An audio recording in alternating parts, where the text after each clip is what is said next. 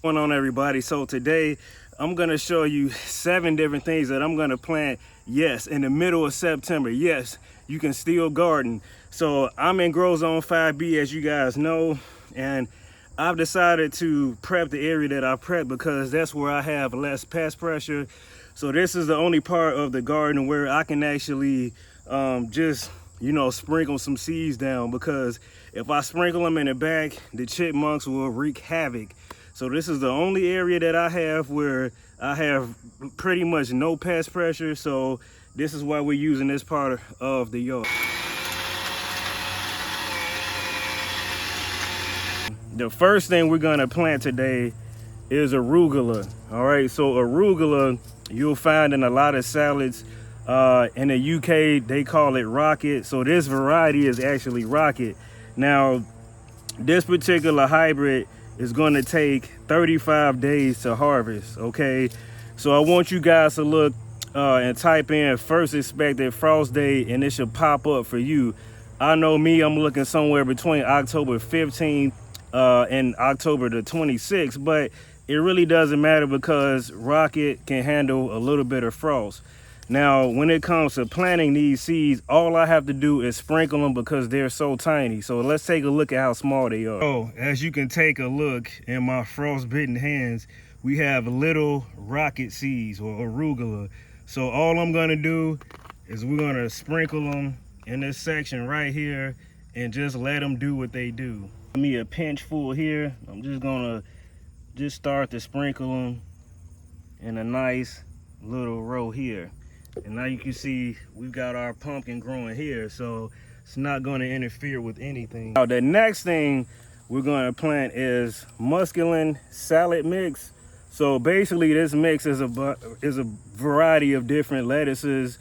There's some mustards in there as well, different variety of mustards, mostly a hybrid mix with some sort of salad or lettuce, as some of you may call it.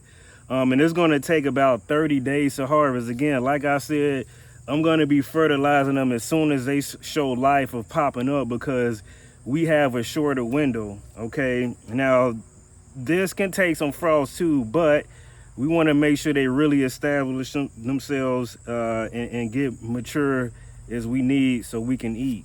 In my frostbitten hand again, this is what this mix is going to look like. It looks like I see some spinach seeds in there as well. So the bigger seeds are the spinach seeds. So what we're gonna do is we're gonna come to a sunny location here, and I'm just gonna start to sprinkle them. Let them do what they do, and we're gonna water them in, okay? In this section right here. There we go. Number 3 on the list, we have mustard greens. Okay, now what I'm gonna do as far as planting these seeds, they're gonna be all along the side of the house. Okay, I want them in the back because I don't want them shading out the rest of the plants. That's why we're putting those in the back. And they're gonna take 35 to 40 days to mature, and I'm gonna thin them out as they get bigger. That way they have enough room to really produce nice sized leaves. So let's take a look at what the mustard seeds look like. What the mustard green seeds look like. And we're just gonna go along the side of the house and just start sprinkling.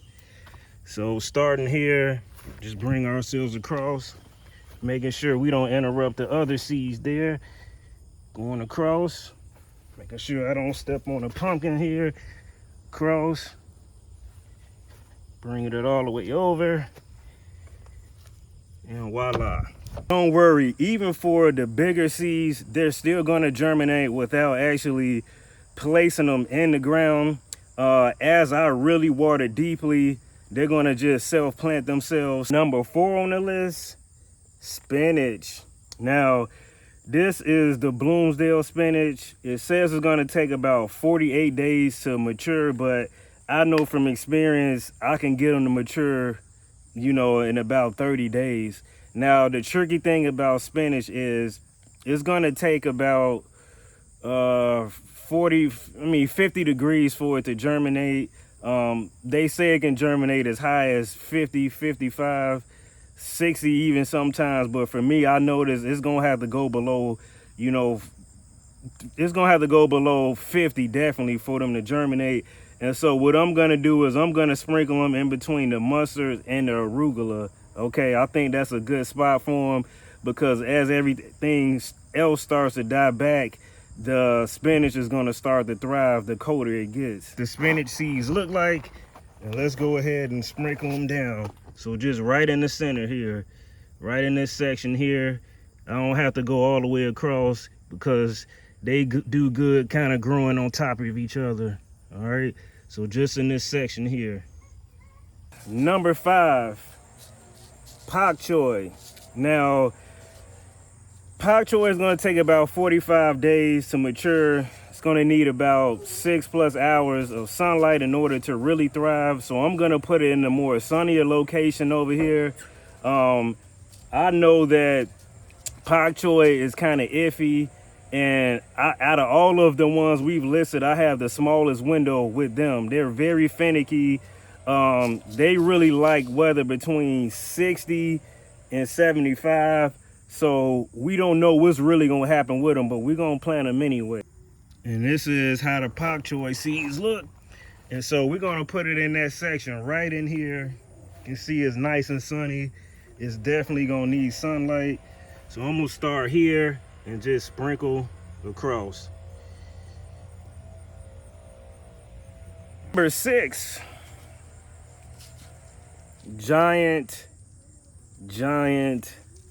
radish. So these are the crimson giants, and they are going to take about 30 days of maturity, 6+ hours of sunlight. Just like mostly everything here is going to need that 6+ hours of sunlight.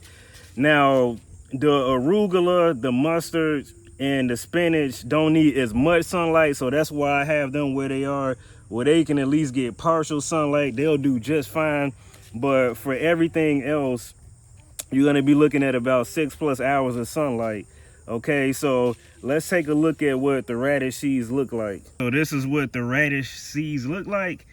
And basically what I'm going to do is I'm going to plant them near the pumpkin. So as the pumpkin, you know, start to come to maturity, we're going to have the radishes to step in and go right into action.